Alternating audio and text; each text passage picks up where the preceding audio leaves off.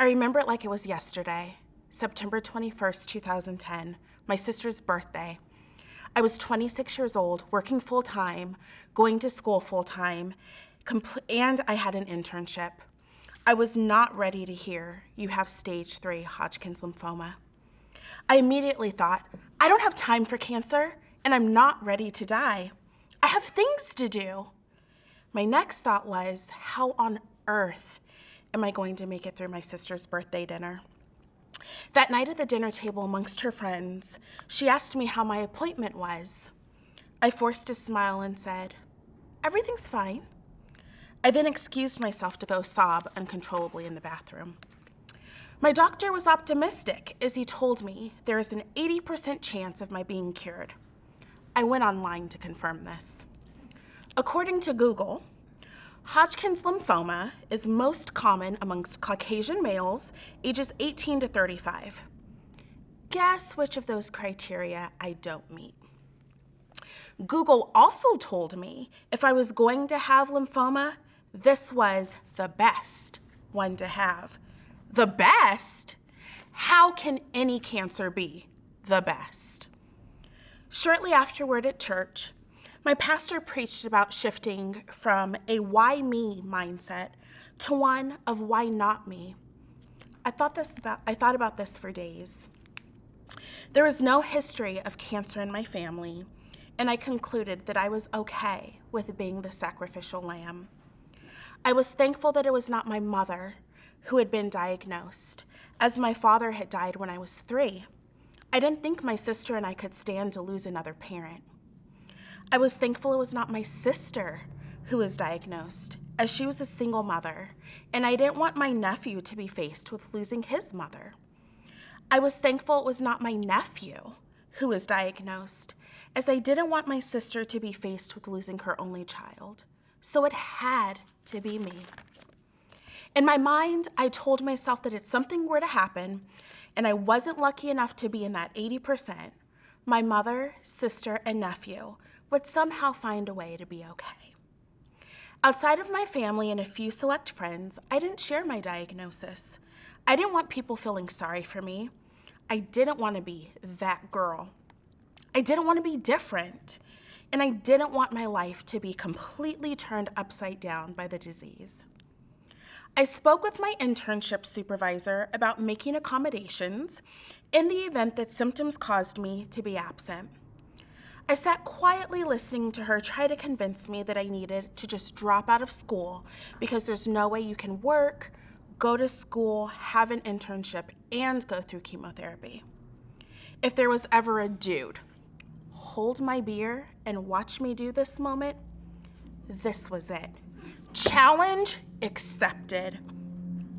I politely let her know I had not come to her for advice, but to ensure that we could reach an agreement regarding any accommodations that might be needed. For the next 6 months, I underwent chemotherapy every other week. Some days, this meant going to chemo for several hours, going home for a nap, and then heading to class for 3 hours. I then completed a month of daily radiation to a bulky mass in my chest. During the time I was in treatment, I was taking a course entitled The Role of the Oncology Social Worker. It talked about how integral a social worker is in the oncology setting. Providing mental and emotional support is crucial to a cancer patient's recovery. As I sat there taking notes, it dawned on me. Nobody had ever offered to have me speak with a social worker about my cancer. I'd been told about a volunteer through the American Cancer Society, but she was only available on Tuesdays at 10 a.m. My appointments were Thursday. So where was this magical social worker? I had to know. During my next appointment, in between my normal crying that took place, I said, "Dr. Kellogg, I'm taking this class, and my professor said that cancer centers are supposed to have social workers, but I haven't seen one. He told me this is something they were working on." I boldly replied, "One day, I'm going to come back and be a social worker here." He smiled and nodded and patted me on the shoulder. I was found to be in remission March 2011, just 2 months prior to graduating with my master's degree. Fast forward 6 years later, I was working in a pediatric intensive care unit while cross-covering a pediatric hematology oncology unit. On a whim, I decided to just look for jobs. Lo and behold, what did I see? That's right, you guessed it. A posting for a part-time position as a social worker at Ironwood Cancer and Research Center. That job was mine. Thankfully, I had a copy of my resume on my phone, so I was able to apply for the job immediately. Within a few days, I received a call for an interview. I had the opportunity to meet with Kelly Huey, who is the Director of Integrative Services at Ironwood. Kelly offered me the job on the spot, and the rest is history. But I had always made clear that if there was ever a full-time position available, I would love to be considered for it.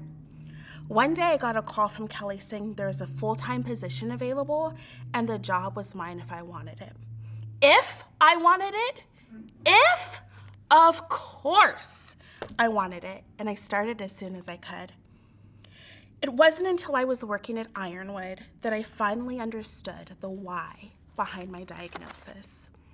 Unbeknownst to me, it was God's way of preparing me for my dream job. The crazy part is, I had absolutely no idea that this was my dream job. Could I have been effective at it without having had cancer? Yes. However, my own personal experience allows me to bear witness to my patients and connect with them in a way I might not have been able to had I not gone through cancer myself. It all makes sense now, and I realize its purpose in my life. Cancer has been the biggest blessing in disguise. I know, I probably sound crazy, but I have the honor and privilege of facilitating breast, prostate, metastatic, brain tumor, and general cancer support groups, in addition to a caregiver support group. I also co-facilitate CLIMB, Children's Lives Include Moments of Bravery, which is a group for children who have parents that have been diagnosed with cancer. In 2019, I was asked to assist with the forming of the Arizona Prostate Cancer Coalition and currently serve on their board of directors. I am a licensed clinical social worker.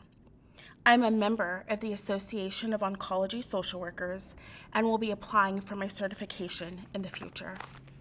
I'm often asked, isn't it depressing to work with people who have cancer?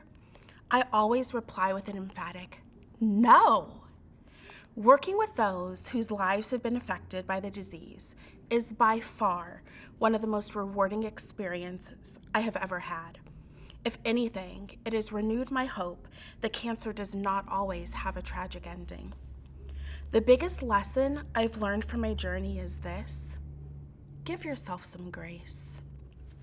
This lesson inspired a second act, my blog called, But First, Some Grace. It can be easy to measure yourself against how and what you used to be before being diagnosed. I find that it's now hard to remember what life was like before all of the scans, labs, and appointments. It has all become a part of the new normal that I have come to embrace. As I always tell those in my support groups, cancer is like being a part of a club that you didn't want to be invited to, and you can't figure out how to return the invitation. But then you're there, and you look around, and you see all the other beautiful souls surrounding you, and you realize that maybe, just maybe, they will help to make your journey a little bit easier and your days a little bit brighter.